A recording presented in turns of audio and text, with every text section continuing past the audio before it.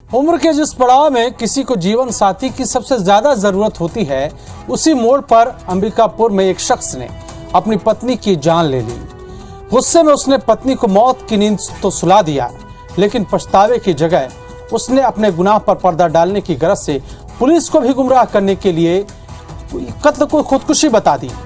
लेकिन कातिल कितना ही होशियार क्यों न हो, महज एक गलती उसे सलाखों के पीछे ले ही जाती है।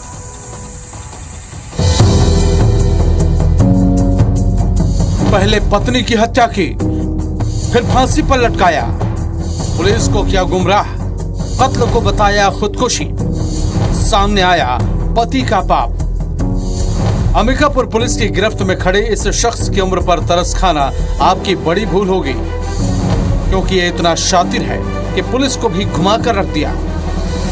दरअसल 20 सितंबर को सीतापुर थाना क्षेत्र के चुड़ापारा का रहने वाला मतलब एक्का नाम का शख्स पुलिस के पास पहुंचा और अपनी पत्नी के सुसाइड करने की बात कही। उसने बताया कि उसकी पत्नी सुशीला ने फांसी लगाकर आत्महत्या कर ली है।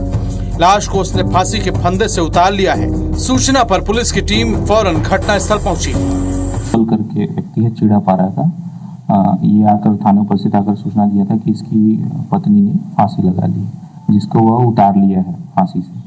हमने सूचना पर तत्काल मर्ग कायम करके मौके पर रवाना हुए थे। पुलिस ने मौका वारदात का बारीकी से मुआयना किया तो उसे लगा कि कुछ न कुछ तो गड़बड़ है।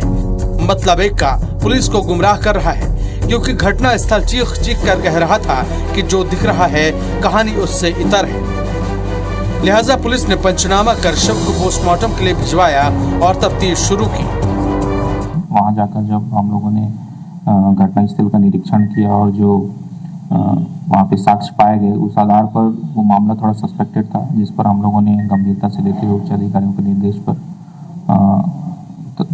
बॉडी का पीएम करवाया। और शक के आधार पर मृतका के पति मतलब एक्का को हिरासत में लेकर पुलिस ने उससे कड़ाई से पूछताछ की तो वो टूट गया और अपना जुर्म कबूल कर लिया। उसने बताया कि घरेलू विवाद में उसने पत्नी सुशीला की कपड़े से गला दबाकर हत्या की। इसके बाद अपना गुनाह छिपाने के लिए उसने फांसी का फंदा बनाकर शव को उसमें टांग दिया ताकि कत्ल खुदकुशी लगे।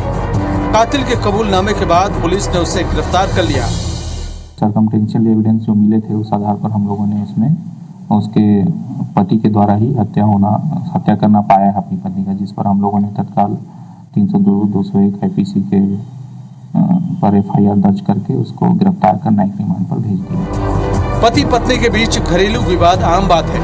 आपसी बातचीत से मसले सुलझाए जा सकते हैं, लेकिन हत्यारे मतलब एक्का को पत्नी को मौत की नींद सुलाना ही आखिरी रास्ता लगा, जिसके लिए अब उसे सारी उम्र जेल में ही गुजारनी पड़ेगी। रोशन सोनी, IBC 24, अंबिकापुर।